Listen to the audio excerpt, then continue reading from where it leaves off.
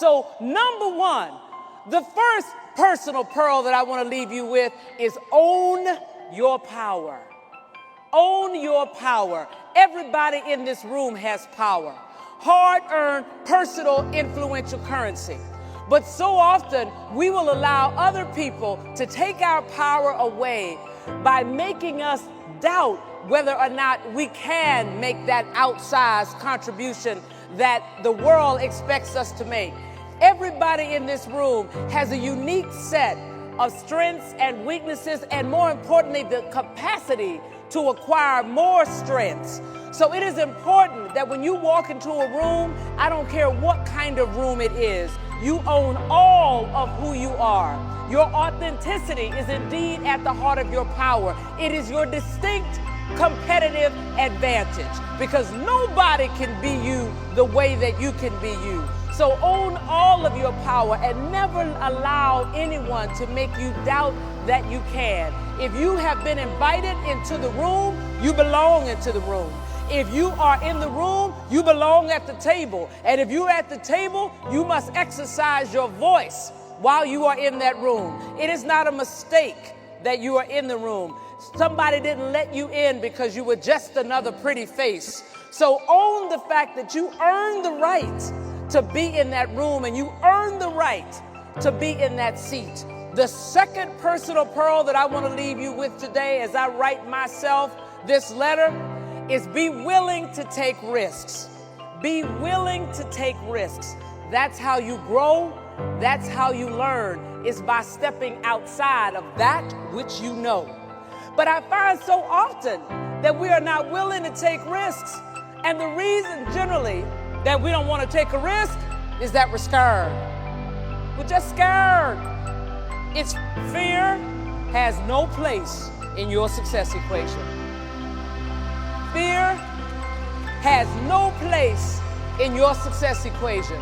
Anytime you approach anything in your life, personally or professionally, from a position of fear, you will always underpenetrate that opportunity. And every time I feel it creeping up the back of my neck, I just remind myself of that old saying, fear is just false evidence of things appearing real. It's really not there. Because what's the worst that can happen if you take a risk and it doesn't work out? So you fail. But guess what? Failure always brings you a gift. And that gift is called experience. Now you know how to do it better. Now you know how to do it differently. Now you know how to do it successfully. At the margin, it is always worth taking the risk. And you must also take the risks on your relationships. If you want to maximize your success in the seat that you're sitting in or the seat that you aspire to sit in, you must invest in other relationships because you cannot do it alone.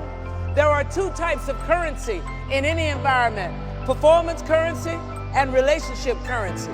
And performance currency is valuable very early on in your career because performance currency is generated by your delivering that which was asked of you and a little bit extra. Every time you do that, you generate performance currency. And early on in your career, it's worth about $1.50. But here's the deal. Over time, that $1.50 starts to work its way back down to $1. Performance currency experiences diminishing marginal returns. Why? Because now you have created a new standard of excellence. Everybody knows that you will do a great job. Everybody expects that you will deliver.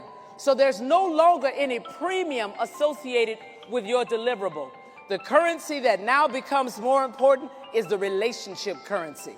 And relationship currency is the currency that is generated by the investments that you make in the people in your environment.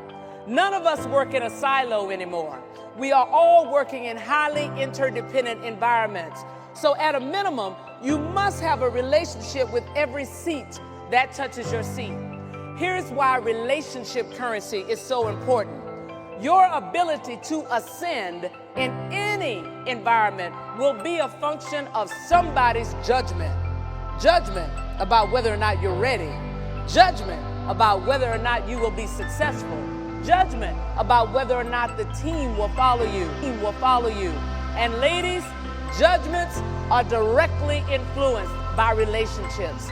Everybody in this room has power, as I said earlier. Hard-earned, personal, influential currency. How many people will use their hard-earned, personal, influential currency on somebody that they do not know? Exactly.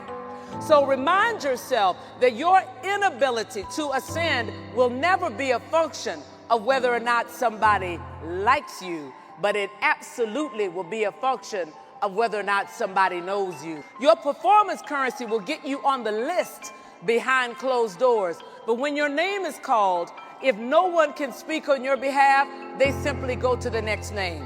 So it is imperative that you take the risk to invest in the relationships in your environment. It is key.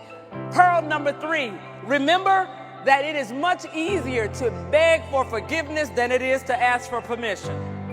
Sometimes you give people the power to tell you no simply because you ask them.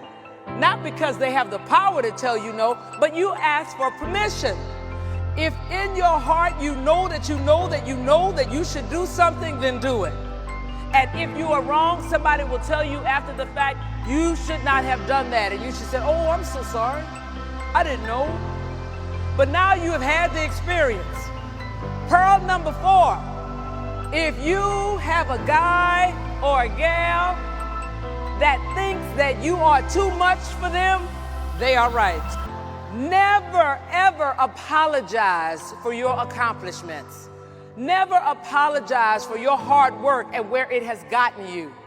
Never cover your light for somebody else's convenience. Own all of who you are. If that person thinks you're too much, there is one word: next. The next thing, number 5, celebrate your victories often. There will be enough that will happen over the course of your life that might make you sad, that might make you pause. So celebrate all of your victories. Take the time to sit in the glory. Celebrate your friends. Celebrate the try.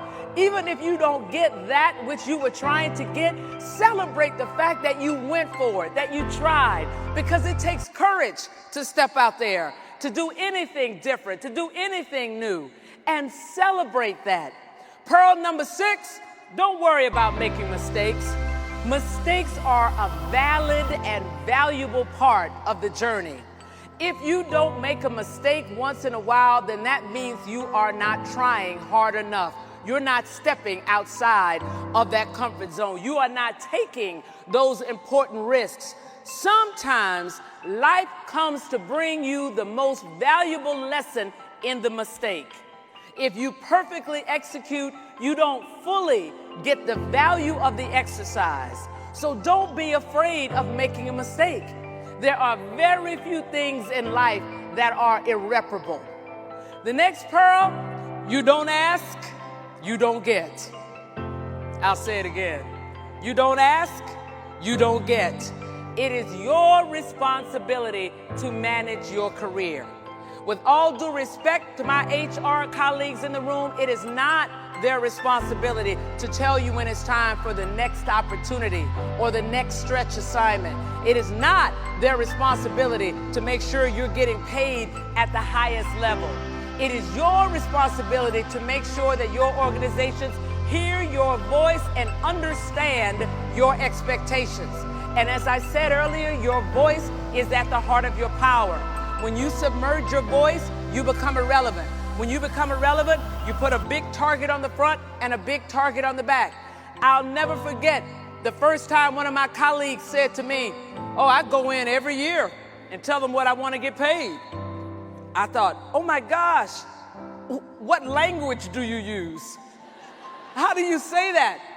And he said, I just go in and tell them what I want to get paid. And I said, I can't do that. I can't go in there and tell those boys what I want to get paid. That doesn't work. But then I began to think to myself, for those of you who don't know, investment bankers get paid in a range in the early days when you're in a class. So let's say that the range that year was between 150 and 300. And I kept thinking about what that person said to me. I kept thinking about that. And I said, Carla, what if you don't say anything and you get paid $150,000? But suppose you speak up and you get paid $300. Is your fear worth $150,000? And I said to myself, exactly what y'all are thinking. So I began to practice. I want to get paid. I want to get paid. I want to get paid.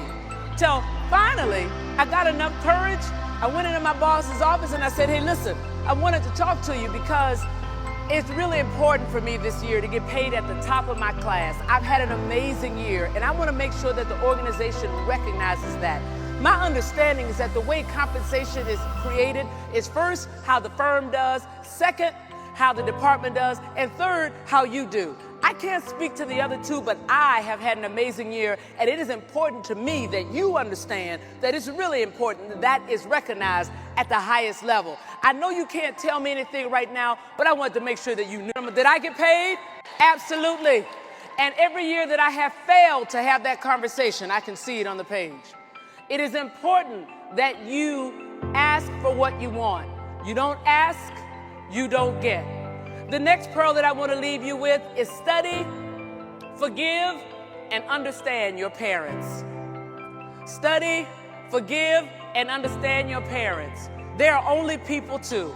They might have made some mistakes, but they did the best they could with what they had at the time.